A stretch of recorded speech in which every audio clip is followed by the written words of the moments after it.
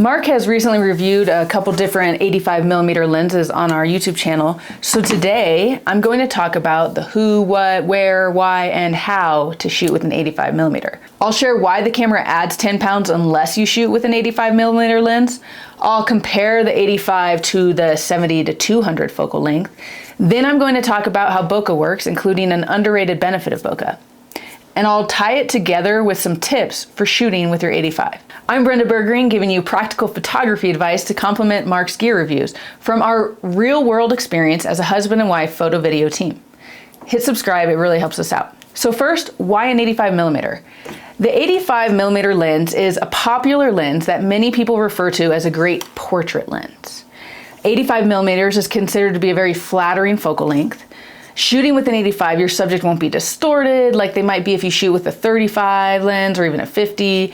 It looks different than the 50 because it has almost no distortion. It's the opposite of the camera adding 10 pounds and instead is very flattering on the face. Additionally, 85mm lenses always have wide apertures, low f numbers such as f1.2, f1.4, f1.8. As you know, wide apertures help to isolate your subject by creating a beautiful bokeh effect. Add that to the flattering, undistorted focal length, and you get stunning portraits. But why the 85mm and not a more versatile 70 to 200?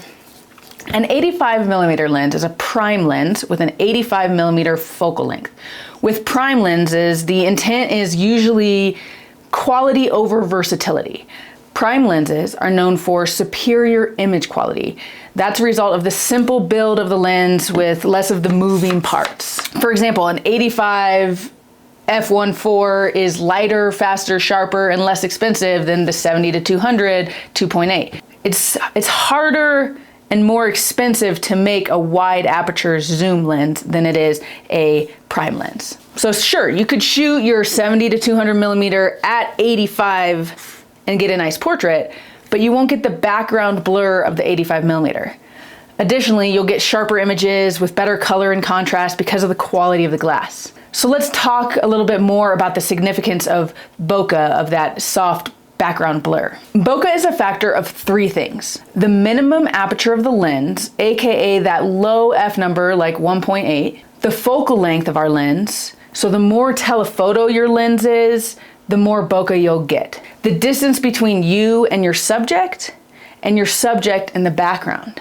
You want a small distance between you and your subject and a large distance between the subject and the background. Based on these three factors, it would make sense that the 85mm would produce much better bokeh than say a 35 or a 50 because it creates more distinction from the subject and the background, and it's that longer focal length. If you love bokeh, you might be interested in the 135 1.8, which is considered the bokeh king. So be sure to subscribe because Mark is going to review this lens in our next video. Another thing to note about bokeh, beyond the fact that it's oh so beautiful and flattering for portraits, is that you can hide things in the background.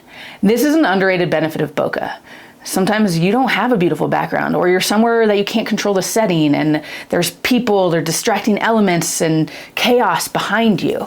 Bokeh can help hide the background, making the 85 a great lens for shooting in complex and cluttered environments that would otherwise require some fancy footwork in order to find a clean composition. With the 35, you might be ducking low and trying to crop out the background or something like that, whereas with the 85, you can just allow bokeh to do that work for you. So speaking of fancy footwork, let's talk through some tips on how to shoot with an 85mm lens. The first thing to realize is that it can be a little restrictive in terms of getting the right distance from your subject.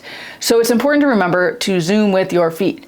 It's often a reminder when we're talking about how to shoot with the zoom lenses, don't just spin the zoom ring, but rather choose your focal length intentionally based on the photo that you want to create. Well, luckily with 85, you don't really have a choice. You have to zoom with your feet. So if you want to get closer, you have to physically get closer. If you want to get further, you have to physically get further away. And while we're talking about framing, also don't box yourself in with what your definition of a portrait is. So yes, the 85 is beautiful when shot tight on your subject, but it's also beautiful shot medium and wide on your subject. I love giving my clients a variety of shots, and you can do that without switching lenses if you remember to zoom with your feet. and take those variety of compositions. It can also be fun to incorporate foreground to add a color or a different framing element. So anything in front becomes a fun out of focus orb, and that might just add a pop of color or some more context to your portrait, making it more interesting or unique than just a standard headshot. You can use bokeh as a composition tool. So you might have some out of focus negative space that a commercial client can use for designing layouts, or your wedding and portrait clients can use for their invitations or their Christmas cards. So in summary, let's just run through the pros and cons of 85 millimeters.